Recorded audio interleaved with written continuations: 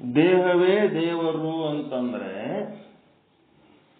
ಈಗ ನೋಡ್ರಿ, ಒಬ್ಬವ ದೇವ್ರ ಮುಂದೆ ಕೈ ಮುಕ್ಕೊಂಡು ಕುಂತಾನ.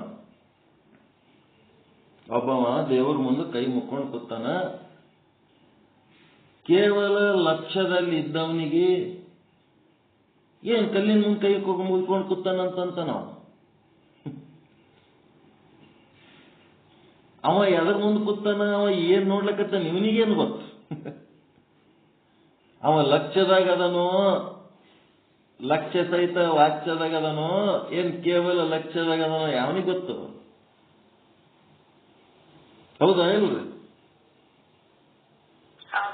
ಮತ್ತ ಅವ ಏನ್ ನೋಡ್ಲಕತ್ತಾನ ಇವನಿಗೇನ್ ಗೊತ್ತು? ಇನ್ನೊಬ್ಬನ ಬಗ್ಗೆ ಟೀಕೆ ಮಾಡ್ಬೇಡ ಅಂತ ಯಾಕಂತಾರಂದ್ರ, ಅವ ಏನ್ ನೋಡ್ಲಕತ್ತಾನ, ಅವ ಏನ್ ಕಾಣ್ಲಕತ್ತಾನ, ಅವ ಏನ್ ಅನುಭವಿಸ್ಲಕತ್ತಾನ, ನಿನಗೇನ್ ಗೊತ್ತ? ಅವನ ಬಗ್ಗೆ ಮಾತಾಡ್ಲಕ್ಕ ಏನ್ ಅಧಿಕಾರ ಅದ ನಿನಗೆ? ಇನ್ನೊಬ್ಬರ ಬಗ್ಗೆ ಮಾತಾಡಿ ಮಾತಾಡಿ ಹೈರಾಣ ಆಗ್ಲಕ್ ಹೋಗ್ಬೇಡ. ಒಂದು ದೇವರ ಮೂರ್ತಿ ಮುಂದೆ ಒಬ್ಬ ಕುಂತಾನಂದ್ರ ಅವ ಬರೇ ಕಲ್ಲು ನೋಡ್ಲಕತ್ತನೋ, ಏನ ಕಲ್ಲು ಸಹಿತ ದೇವರನ್ನ ನೋಡ್ಲಕತ್ತನೋ, ಆ ಎರಡೂ ವಾಚ್ಯ ಮತ್ತು ವಾಚ್ಯ ಸಹಿತ ಲಕ್ಷ್ಯವನ್ನು ದಾಟಿ ತನ್ನ ಲಕ್ಷ್ಯಾರ್ಥದಾಗ ತಾನದನೋ, ತನ್ನ ಲಕ್ಷ್ಯಾರ್ಥಕ್ಕೆ ತಾನು ತಲುಪಬೇಕಾದ್ರ ವಾಚ್ಯ ಮತ್ತು ವಾಚ್ಯ ಸಹಿತ ಲಕ್ಷ್ಯಗಳ ಮೂಲಕ ತನ್ನ ಲಕ್ಷ್ಯಕ್ಕೆ ತಲುಪುತ್ತಾನ. ಮೊದಲು ಲಿಂಗ ಪೂಜೆ ಮಾಡ್ಕೋತ ಲಿಂಗ ಹಿಡ್ಕೊಂಡು ಅದೇನು ಮೊದಲು ಕಲ್ಲು ಅಂತೇಳಿ ಮಾಡ್ತಾನೇನೋ,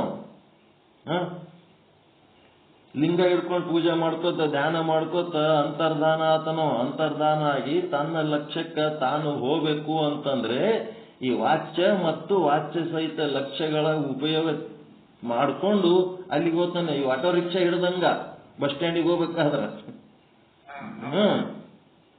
ಈಗ ನಿಮ್ಮ ಮನೇಲಿ ಆಟೋ ರಿಕ್ಷಾ ಹಿಡಿದು ಬಸ್ ಸ್ಟ್ಯಾಂಡಿಗೆ ಹೋಗ್ತೀರಿ, ಅದೇನದ ವಾಚ್ಯ. ಮತ್ತ ಅಲ್ಲಿ ಬೆಂಗಳೂರಿಗೆ ಹೋಗ ಬಸ್ನಾಗ ಕುಂದಿರ್ತೀರಿ, ಅದು ವಾಚ್ಯ ಸಹಿತ ಲಕ್ಷ್ಯ. ಅಲ್ಲಿಂದ ಬೆಂಗಳೂರಿಗೆ ಹೋಗಿ ಕೆಳಗೆ ಇಳಿದ್ಮೇಲೆ ಬೆಂಗಳೂರಾಗ ನಿಮ್ ಕೆಲಸ ಮಾಡ್ತೀರಲ್ಲ, ಅದು ನಿಮ್ಮದು ಕೇವಲ ಲಕ್ಷ್ಯ. ಗುರಿ ಮುಟ್ಬೇಕಾದ್ರೆ ಇವೆಲ್ಲ ನಾವು ಉಪಯೋಗ ಮಾಡ್ಕೊಂಡಿವಿ. ಬಿಟ್ಟಿಗೆ ಏನಾರ ಬೆಂಗಳೂರಿಗೆ ಹೋಗ್ತೀನಿ ಅಂತೇಳಿ ಆಟೋದಾಗ ಕೂತಾನ ನೋಡು ಅಂತಂದ್ರ, ಆಟೋ ಬೆಂಗಳೂರಿಗೆ ಗೊತ್ತದಂತಂದ್ರೆ ಏನ ಗೊತ್ತಿಲ್ಲ. ನಾವು ಎದಕ್ ಕೂತಾನೋ ಎಲ್ಲಿಗೆ ಗೊತ್ತಾನೋ ನಿನಗೇನು ಗೊತ್ತದ? ಇನ್ನೊಬ್ಬರ ಬಗ್ಗೆ ಯಾಕೆ ಮಾತಾಡ್ತೀನಿ? ಬೆಂಗಳೂರು ಬಸ್ನಾಗೆ ಕೂತಾನಂದ್ರೆ ನಾವು ಬೆಂಗಳೂರಿಗೆ ಹೋಗ್ತಾನಂತ ಏನದ? ಎಲ್ಲಿ ಹೋಗ್ತಾನೋ ಎಲ್ಲಿ ಇಳಿತಾನೋ ಯಾರಿಗೆ ಗೊತ್ತು? ಹಿಂಗಿರ್ತದ. ಇದನ್ನ ನಾವು ಸ್ವಚ್ಛ ತಿಳ್ಕೋಬೇಕು. ಈಗ ಗುರುವಿನ ಪಾದ ಪೂಜೆ ಮಾಡೋದು, ಗುರು ಅಂತ ಹೇಳ, ಗುರುವಿನ ಪಾದ ಪೂಜೆ ಮಾಡ್ಲಿಕ್ಕೆ ಅವನಿಗೊಬ್ಬ ಮನುಷ್ಯ ಅಂತ ಪೂಜೆ ಮಾಡ್ತಿರ್ತಾರೇನ್ರಿ? ಗುರುವನ್ನ ಒಬ್ಬ ಮನುಷ್ಯ ಅಂತೇಳಿ ನನ್ನಂಗೆ ಅವನು ಒಬ್ಬ ಮನುಷ್ಯ ಅಂತೇಳಿ ಪೂಜೆ ಮಾಡಿದ್ರೆ ಏನಾಯ್ತು? ವಾಚ್ಯ. ಗುರು ಅಂತಂದ್ರ ಒಬ್ಬವ ಒಳ್ಳೆ ತತ್ವಜ್ಞಾನಿ ಅದನ, ನಮ್ಮ ಬಗ್ಗೆ ಕಾಳಜಿ ವಹಿಸ್ತಾನ, ಹಿಂಗಾಗಿ ಅವ ನನಗೆ ಪೂಜ್ಯ ವಸ್ತು, ನನಗೆ ಉದ್ಧಾರ ಮಾಡ್ಲಕ್ಕ ಅವನು ಹಗಲಿರುಳು ಶ್ರಮಿಸ್ತಾನ ಅಂತೇಳಿ ಧನ್ಯತಾ ಭಾವದಿಂದ ಪೂಜೆ ಮಾಡಿದ್ರೆ ಏನಾಯ್ತು? ವಾಚ್ಯ ಸಹಿತ ಲಕ್ಷ್ಯ.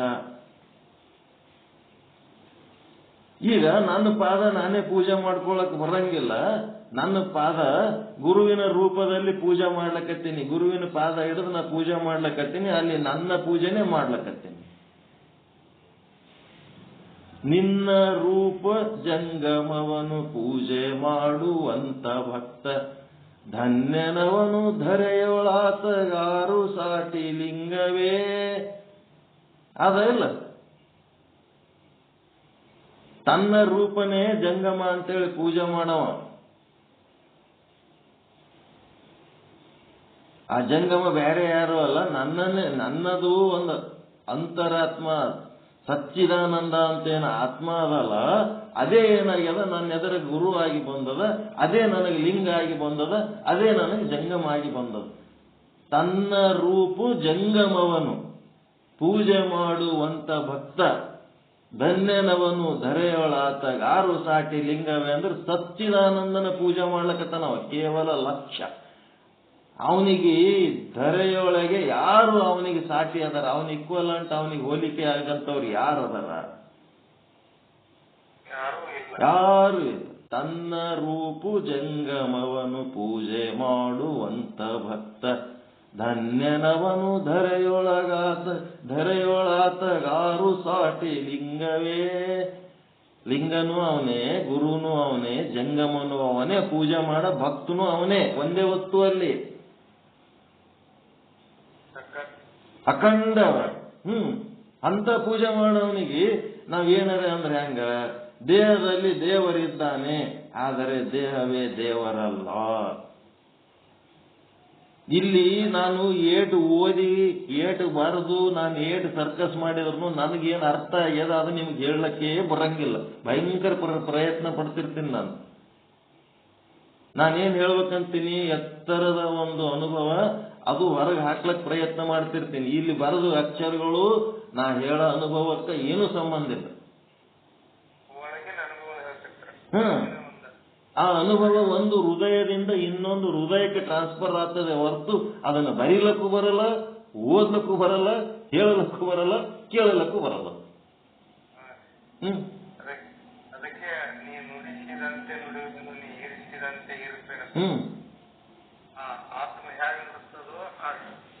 ಅವ ಪೂಜೆ ಮಾಡೋ ಭಕ್ತ ತನ್ನ ಆತ್ಮದ ಪೂಜೆಯನ್ನೇ ಮಾಡ್ಲಕತ್ತಾನ. ಯಾರಿಗೆ? ಗುರುಲಿಂಗ ಜಂಗಮರು ಪೂಜೆ ಮಾಡ್ಲಕತ್ತಾನ. ತನ್ನ ಆತ್ಮದ ಪೂಜೆಯನ್ನೇ, ನನ್ನ ಆತ್ಮವೇ ಗುರು ಆಗ್ಯದ, ನನ್ನ ಆತ್ಮವೇ ಲಿಂಗ ಆಗ್ಯದ, ನನ್ನ ಆತ್ಮವೇ ಜಂಗಮ ಆಗ್ಯದ. ಆ ಗುರುಲಿಂಗ ಜಂಗಮರು ಬೇರೆ ಯಾರು ಅಲ್ಲ, ಅದು ನನ್ನ ಆತ್ಮನೇ ಅದರ. ಏನದು ಮಾತ್ರ, ಎಂತ ವಿಚಾರ ಏನು? ಅದಕ್ಕೆ ದೇಹ ಗುರುವಿನ ಪಾದ ಪೂಜೆ ಮಾಡ್ಲಕತ್ತಾರೆ. ಗುರುಗಳು ಎಲ್ಲೆಲ್ಲಿ ಅಡ್ಡಾಡಿ ಬಂದಿರ್ತಾರೋ ಏನೋ, ಗುರುಗಳ ಕಾಲೆಲ್ಲ ಹೊಲಸಾಗಿರ್ತಾವ, ಅವ್ಯಾಕೆ ನಾವು ತೊಳ್ಕೊಂಡು ಕುಡಿಬೇಕು? ಇವೆಲ್ಲ ಮೂರ್ಖರಿಗೆ ಏನ್ ಅರ್ಥ ಆಗ್ತದೆ? ಪಾದೋದಕ ಅಂದ್ರೆ ಪಾಪ ಮತ್ತು ದೋಷ ಎರಡೂ ನಿವಾರಣೆ ಆಗ್ಬೇಕಾದ್ರ ಮನಿ ಹೊರಗ್ಲಿಂತ ಮನಿ ಒಳಗೆ ಬರೋ ತನಕ ಎಷ್ಟು ಸಾರಿ ಕಾಲು ತೊಳಸಿರ್ತಾರ ಪಾದ ಪೂಜೆ ಮಾಡ್ಕೊಳ್ಳೋಂತ ಗುರುವಿಗೆ. ಮತ್ತ ಇಲ್ಲಿ ಬಂದ ಮೇಲೆ ಧೂಳೋದಕ್ಕಂತೇಳಿ ಕುಂದಿರ್ಸಿ ಕಾಲಿಗೆ ಜಗ್ಗಿ ತಂಬಿಗೆ ಗಟ್ಲೆ ನೀರ್ ಹಾಕಿ ಸ್ವಚ್ಛ ತೊಳಿತಾರ. ತೊಳೆದು ಆಮೇಲೆ ಪಾದೋದಕ್ಕದ್ದು ವಿಭೂತಿ ಗೀಭೂತಿ ಎಲ್ಲ ಹಚ್ಚಿದ ಮೇಲೆ ಆಂಟಿಸೆಪ್ಟಿಕ್ ಕ್ರಿಯೆಗಳದಾವಲ್ಲಿ, ಅವೆಲ್ಲ ಮಾಡಿದ ಮೇಲೆ ಆ ಗುರುವಿನ ಪಾದೋದಕ್ಕ ತಗೋತಾರ. ಹುಚ್ಚುಚ್ಚು ಮಾತಾಡ್ತಿರ್ತಾವ ಮೂರ್ಖರು, ಸರಿಯಾಗಿ ತಿಳ್ಕೊಳ್ಳೋಕೂ ಇಲ್ಲ, ಮತ್ತೆ ತಿಳಿಸಿ ಹೇಳಂತ ಗುರುಗಳ ಬಲ್ಲಿನೂ ಹೋಗಂಗಿಲ್ಲ. ಅವು ಮೂರ್ಖರಿಗೆ ಮೂರ್ಖ ಗುರುಗಳಿರ್ತಾರ, ಮೂರ್ಖ ಶಿಷ್ಯರದು ಒಂದು ಟೀಮ್ ತಯಾರಾಗಿ ಮೂರ್ಖತನದ್ದೇ ಒಂದು ಸಾಧನೆ ಮಾಡ್ಕೊತ ಹಾಳಾಗಿ ಹೋಗ್ತಾರೆ ಅಷ್ಟೇ ಅವರು. ಅದಕ್ಕೆ ದೇಹದಲ್ಲಿ ಒಬ್ಬ ಪೂಜೆ ಮಾಡ್ಲಿಕ್ಕತ್ತನ ಒಂದು ಗುರುವನ್ನ ದೇವರಂತೇಳಿ ಕುಂದಿರಿಸಿ ಪೂಜೆ ಮಾಡಿ, ನಿರ್ಜೀವ ಜಗಲಿ ಮೇಲಿನ ದೇವರುಗಳು ಪೂಜೆ ಮಾಡೋದಕ್ಕಿಂತ ಒಬ್ಬ ಸಜೀವ ಗುರುವಿಗೆ ಪೂಜೆ ಮಾಡೋದು ಶ್ರೇಷ್ಠ, ಹೌದಾ ಅಲ್ಲ? ಕೋಟಿ ಕೋಟಿ ನಿರ್ಜೀವ ದೇವರುಗಳು ಜಗಲಿ ಮೇಲಿನಕ್ಕಿಂತ ಒಬ್ಬ ಜೀವಂತ ಲಿಂಗಯ್ಯ ಬಂದಾಗ ಆ ನಿರ್ಜೀವ ದೇವರುಗಳಿಗೆ ಏನ್ ಮಾಡ್ತೀವಿ? ಅದಕ್ಕಿಂತ ಇದು ಶ್ರೇಷ್ಠವಾದ ಕೆಲಸ. ಅದಕ್ಕೆ ದೇಹದಲ್ಲಿ ದೇವರಿದ್ದಾನೆ, ಆದರೆ ದೇಹವೇ ದೇವರಲ್ಲ. ಈಗ ಪೂಜೆ ಮಾಡವ ಆ ದೇಹದೊಳಗಿನ ದೇವರಿಗೆ ಪೂಜೆ ಮಾಡ್ಲಿಕ್ಕತ್ತಾನ, ದೇಹಕ್ಕೆ ಪೂಜೆ ಮಾಡ್ತಾ ಇಲ್ಲ. ಈ ಭಾಷೆ ಚಂದ ತಿಳ್ಕೊಳ್ರಿ. ನೀವು ಲಿಂಗ ಪೂಜೆ ಮಾಡ್ಲಕತ್ತೀರಿ ಅಂದ್ರ ಲಿಂಗದೊಳಗಿರುವ ಚೈತನ್ಯಕ್ಕೆ ಪೂಜೆ ಮಾಡ್ಲಕತ್ತೀರಿ, ಲಿಂಗಕ್ಕಲ್ಲ.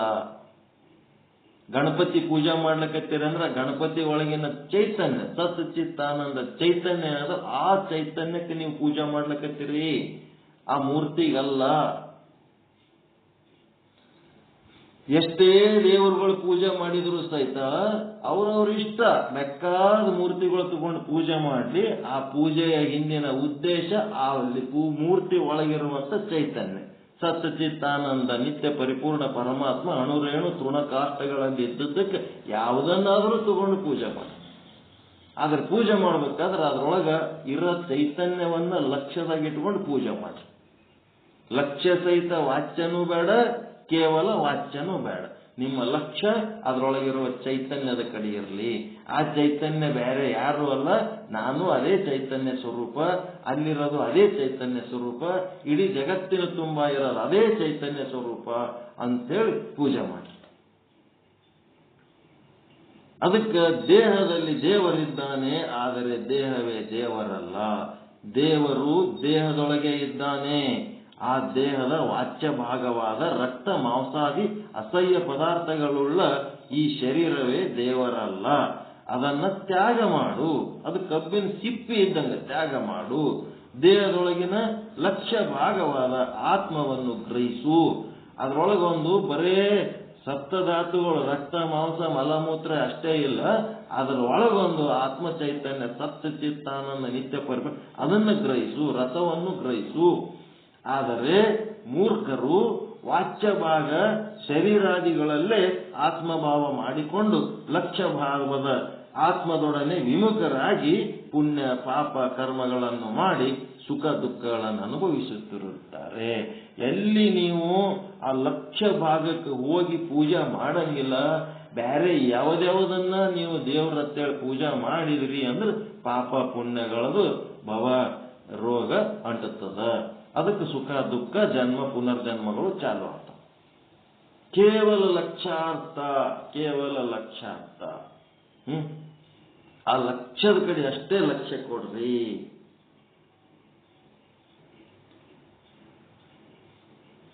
ಯಾವುದರ ಮೂರ್ತಿ ಪೂಜೆ ಮಾಡ್ರಿ, ಯಾವ ಗುರುವಿಂದರ ಪೂಜೆ ಮಾಡ್ರಿ, ನಿಮ್ಮ ಮನ್ಯಾಗ ನೀವು ನಿಮ್ಮ ಮಕ್ಕಳ ಪೂಜೆ ಮಾಡ್ರಿ, ಹೆಂಡ್ರ ಪೂಜೆ ಮಾಡ್ರಿ, ಗಂಡ್ರ ಪೂಜೆ ಮಾಡ್ರಿ, ಯಾರ್ಯಾರ್ದಾರ ಪೂಜೆ ಮಾಡ್ಲಕ್ಕೆ ಹೋಗಿ ಹೈರಾಣ ಆಗ್ಬೇಡ್ರಿ. ನಿಮ್ಮ ಲಕ್ಷ್ಯ ಎಲ್ಲಿರ್ಬೇಕು?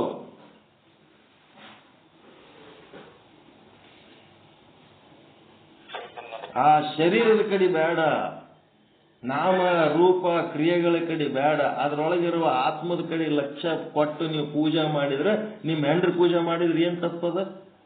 ನಿಮ್ಮ ಮಕ್ಕಳ ಪೂಜೆ ಮಾಡಿದ್ರೆ ಏನ್ ತಪ್ಪದ? ನಿಮ್ ಗಂಡ್ರ ಪೂಜೆ ಮಾಡಿದ್ರೆ ಏನ್ ತಪ್ಪದ?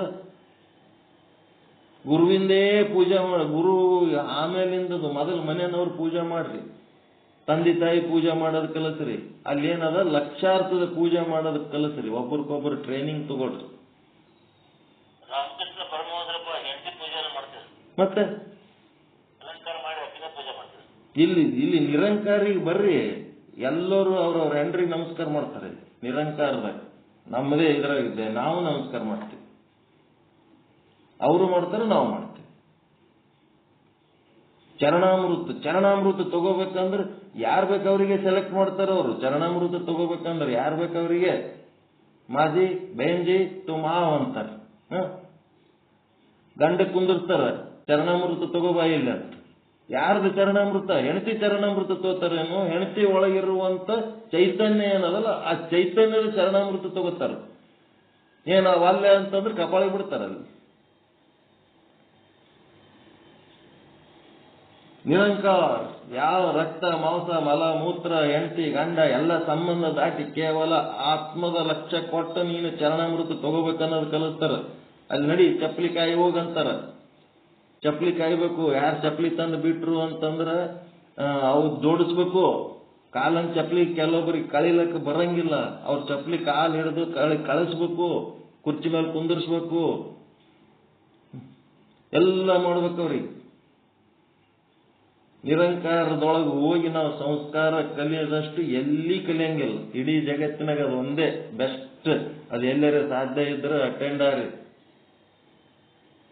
ಬೆಂಗಳೂರಾಗ ಅಲ್ಲಿ ಇಲ್ಲಿ ಎಲ್ಲ ಕಡೆ ಬಹಳಷ್ಟು ಇವು ಮಾಡ್ತಿರ್ತಾರೆ, ಸಮಾವೇಶಗಳು ಮಾಡ್ತಿರ್ತಾರೆ. ಧಾನ್ ನಿರಂಕಾರ ಅಂತೇಳಿ ನಿರಂಕಾರಿ ಮಂಡಲದವರು ಕೋಟಿ ಜನ ಬರ್ತಾರ. ಅದಕ್ಕೆ ಬಂದ್ರಂದ್ರೆ ಓಸು ಮಂದಿಗೆ ನಾಲ್ಯಾಗೆ ಹುಚ್ಚು ವಹಿಸ್ತಾರೆ. ಬೇರೆ ಕಡೆ ಎಲ್ಲರೂ ಹುಚ್ಚು ವಹಿದ್ರೆ ಪನಿಷ್ಮೆಂಟ್ ಮಾಡ್ತಾರೆ ಅವ್ರಿಗೆ. ಮಹಾಪುರುಷ್ ಕೃಪಯಾ ನಾಲಿ ಮೇ ಹಿ ಪಿಶಾಬ್ ಕರ್ನಾ ಚಾಹಿಯೇ, ಕೈ ಜೋಡಿಸಿ ಹೇಳ್ತಾರೆ.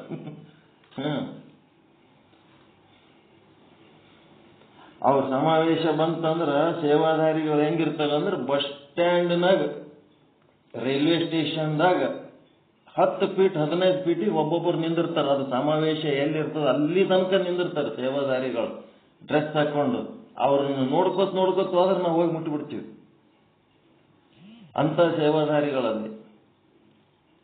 ಮತ್ತವ್ರು ಎಲ್ಲಾ ಕಡೆ ನಿರಂಕಾರನ ದರ್ಶನನೇ ಮಾಡ್ತಾರ. ಅವ್ರು ಸಚ್ಚಿದಾನಂದನ ದರ್ಶನನೇ, ಬೇರೆ ಏನೇ ಇಲ್ಲ, ಬೇರೆ ದರ್ಶನನೇ ಇಲ್ಲ. ಅವ್ರು ಎಂತ ಗುಣ ಯಾಕಿರ್ಲಕ್ಕ, ಅವ್ರು ಎಂತವ್ರು ಯಾಕಿರ್ಲಕ್ಕ. ಅದಕ್ಕೆ ಇವತ್ತಿನ ಪಾಠ ಇಲ್ಲಿ ನಿಲ್ಸೋಣ.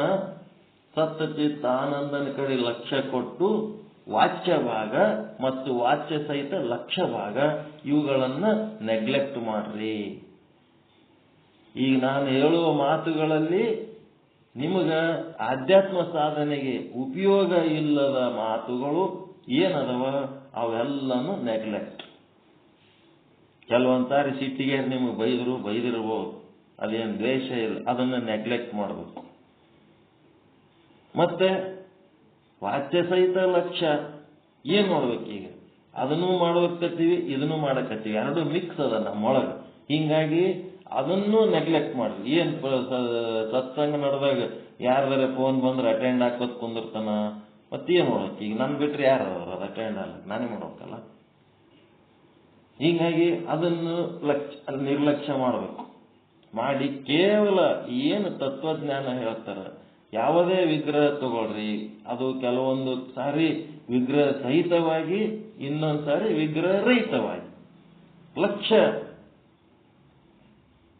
ಸ್ವತಂತ್ರವಾಗಿ ಯಾವುದು ವಿಗ್ರಹದ ಉಪಯೋಗ ಮಾಡಿಕೊಳ್ಳಾರ್ದೆ ತಂದು ತಾನೇ ಸಚ್ಚಿದಾನಂದನ ಕಡೆ ಲಕ್ಷ್ಯ ವಹಿಸೋದು ಬರ್ತಿತ್ತಂದ್ರ ಅದಕ್ಕೆ ನಿರ್ಗುಣೋಪಾಸನೆ ಅಂತಾರ.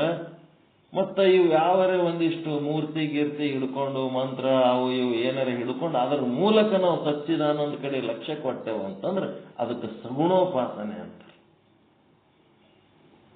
ಅದಕ್ಕೆ ನಿರ್ಗುಣವಾಗಿನೂ ನೀವು ಅಲ್ಲಿಗೆ ಹೋಗ್ಬೋದು, ಸಗುಣವಾಗಿನೂ ನೀವು ಅಲ್ಲಿಗೆ ಹೋಗೋದು. ಯಾವುದರಿಂದ ಓದ್ತೀರಿ ಮುಖ್ಯ ಇಲ್ಲ, ಎಲ್ಲಿಗೆ ಓದ್ತೀರಿ ಅದು ಮುಖ್ಯ. ಆ ಗುರಿ ಮುಖ್ಯ. ಆ ಗುರಿಯನ್ನು ತಲುಪಬೇಕಾಗಿದೆ. ಅದಕ್ಕೆ ಮುಂದೆ ಈಶ್ವರಿಗೆ ಸಂಬಂಧಪಟ್ಟಂತೆ ಈ ಜಗತ್ತಿನ ತುಂಬ ನಿಮಗೆ ಪರಮಾತ್ಮನ ದರ್ಶನ ಹೆಂಗ್ ಮಾಡ್ಬೇಕನ್ನೋದು ಮತ್ತೆ ನಾಳೆ ಹೇಳ್ತಾರ. ಇವತ್ತಿನ ಪಾಠ 8:00 ಆಗ್ಲಕತ್ತದ. ನಮ್ಮೂ ಕೆಲವೊಂದು ಕೆಲಸ ಅದಾವ, ಅವರು ಊರಿಂದ ಬರ್ಲಕತ್ತಾರ. ಅವ್ರಿಗೆ ನಮ್ಮ ಗಾಡಿ ರೆಡಿ ಮಾಡಿಕೊಂಡು ಬಸ್ ಸ್ಟ್ಯಾಂಡ್ಲಿಂತ ಸೀದಾ ಶಾಲೆಗೆ ಕರ್ಕೊಂಡು ಓಡ್ಬೇಕೀಗ. ಅವ್ರಿಗೆ ಟಿಫಿನ್ ಮಾಡಿಸಿ, ಹಿಂಗಾಗಿ ಇವತ್ತಿನ ಪಾಠ ಇಲ್ಲಿಗೆ ಸ್ಥಗಿತಗೊಳಿಸ್ತಾ ಇದ್ದೀವಿ. ಎಲ್ಲರಿಗೂ ಒಳಿತಾಗಲಿ, ಎಲ್ಲರಿಗೂ ಶುಭವಾಗಲಿ. ಜೈ ಶುದ್ಧ ಬ್ರಹ್ಮ, ಜೈ ಜೈ ಶುದ್ಧ ಬ್ರಹ್ಮ. ಓಂ ಶಾಂತಿ ಶಾಂತಿ ಶಾಂತಿ. ಶರಣ ಶರಣಾರ್ಥಿ. ಶರಣ ಶರಣ.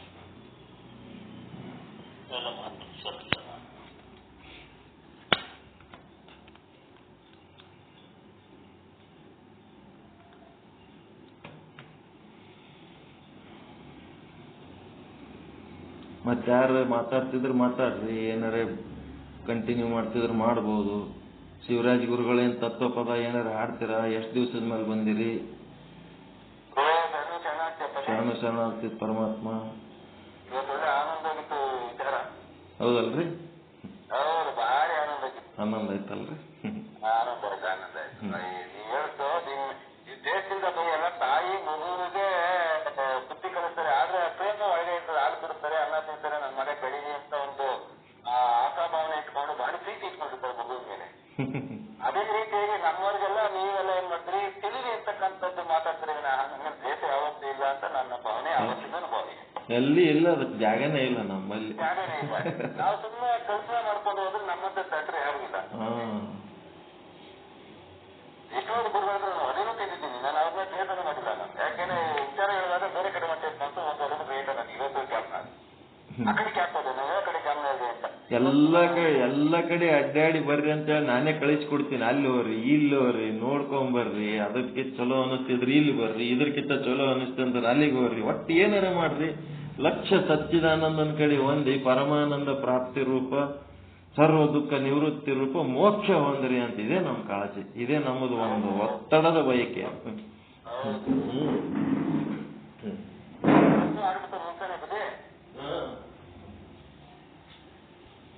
ಓಂ ಚೈತನ್ಯಂ ಶಾಶ್ವತಂ ಶಾಂತಂ ವ್ಯೋಮಾತೀತಂ ನಿರಂಜನಂ ಅತವಿಂದುತನಾತೀತಂ ತಸ್ಮೈ ಶ್ರೀ ಗುರುವೇ ನಮಃ. ಓಂ ಶಾಂತಿ ಶಾಂತಿ ಶಾಂತಿ.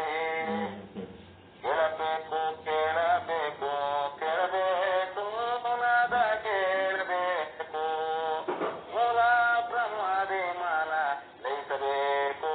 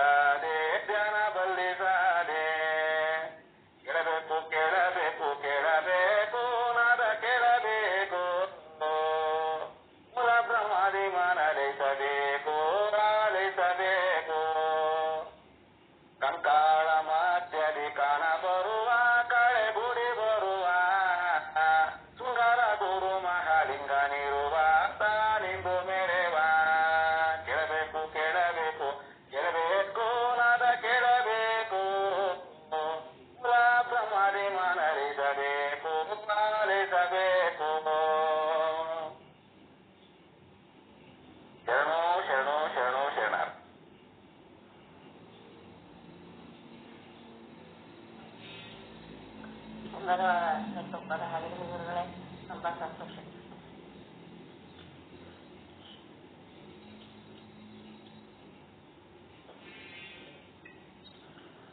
ಓಂ ಪೂರ್ಣಮದಃ ಪೂರ್ಣಮಿದಂ ಪೂರ್ಣಾತ್ ಪೂರ್ಣಮುದಚ್ಯತೆ ಪೂರ್ಣಸ್ಯ ಪೂರ್ಣಮಾದಾಯ ಪೂರ್ಣಮೇವಾವಶಿಷ್ಯತೆ.